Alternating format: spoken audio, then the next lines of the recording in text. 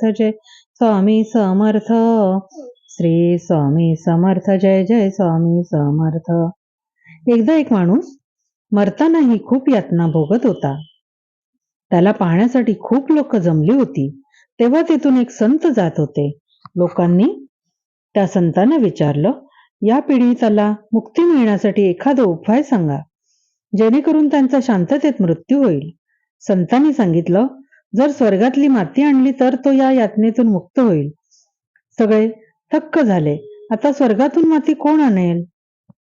संतांचं ऐकून एक निरागस छोटा मुलगा धावत धावत गेला आणि एक मुठ्ठी भरून माती घेऊन परत आला आणि म्हणाला, ही घ्या स्वर्गातली माती. या मातीने यांना टिळा लावला. एका माणसाने त्या मुलाच्या हातातली माती घेतली आणि यातला भोगत असलेल्या त्या माणसाला टिळा लावला. टिळा लावताल आणि तो माणूस यातनामुक्त झाला आणि त्याचा मृत्यू झाला.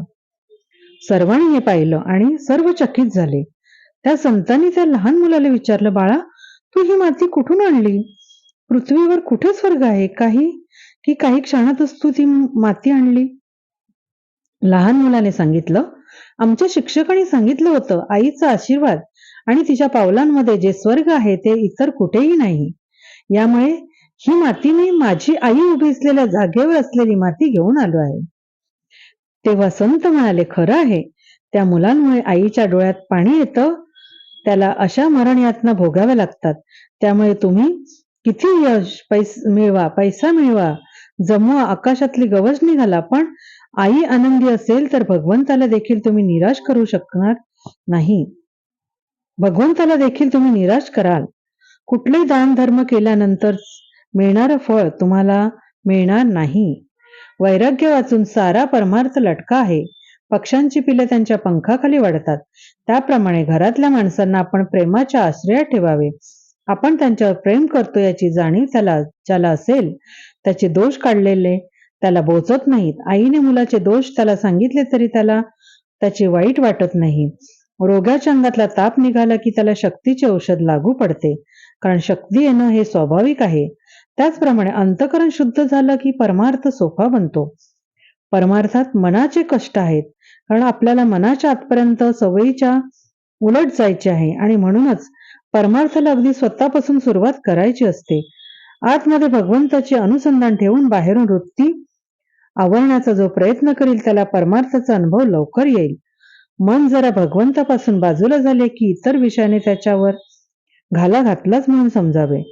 साधकाने रात्रंदिवस अगदी डोळ्यात तेल घालून जप केला पाहिजे. म्हणून परमार्थ म्हणजे अखंड सावधान होय.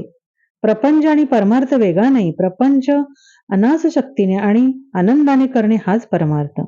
परमार्थाच्या आड काय येते? धन, सूत, तारा वगैरे आड येत नाहीत, तर त्यांच्यावरचे जे ममत्व ते आड येते. वस्तूवर आसक्ती न ठेवणे हे वैराग्य आहे. ती वस्तू नसणे हे वैराग्य नव्हे. एखाद्याला बायको नसली म्हणजे तो विरक्त आणि असली तर आसक्त असे म्हणता येणार नाही. बायको असून लंपट नसेल तो विरक्त आहे. ते परमात्म्याचेच देणे आहे आणि ते त्यांचे आहे असे म्हणणं आनंदाने राहणे हे वैराग्य होय. या भावनेतून राहून जो इंद्रियांच्या नादी लागत नाही तो वैरागी. वैराग्य वाचून सारा परमार्थ लटका आहे. कोणतीही गोष्ट अभ्यासाने साध्य होते. अभ्यास केल्याशिवाय आज खरी भक्ती नाही म्हणून भगवंताचे स्मरण नाही, आणि भगवंताचे स्मरण ठेवण्याचा अभ्यास केल्याशिवाय खरी भक्ती येत नाही. शहाण्या माणसाने उगीच विकल्पना न लढवता भगवंताचे स्मरण ठेवायला आरंभ करावा. ज्या ठिकाणी आपल्या ओळखीचे कोणी नाही, आपले आप्त कोणी नाही, तिथे आपल्याला कोणी मान देत नाही, अशा ठिकाणी राहून अनुसंधानाचा अभ्यास करावा. जिथे कोणी आपल्याला ओळखीचे नाही असे स्थान आपल्या अभ्यासाला चांगले असते. आपल्या यातना दूर करायच्या असतील, आपल्या मनातील घालमेल दूर करायची असेल आणि समाधानी राहायचं असेल तर मनावर ताबा मिळवण्यासाठी या तारक मंत्राचे पठण करूया.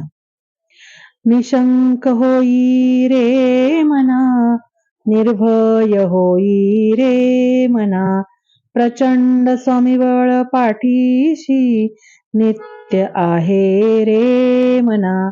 आतर्क्य अवधूत हे स्मरण गामी, अशक्य हि शक्य करतील स्वामी, अशक्य हि शक्य करतील स्वामी. थँक्यू. अशाच जर काही टिप्स तुम्हाला जाणून घ्यायच्या असतील ह्यांचे, स्वामी समर्थांचे,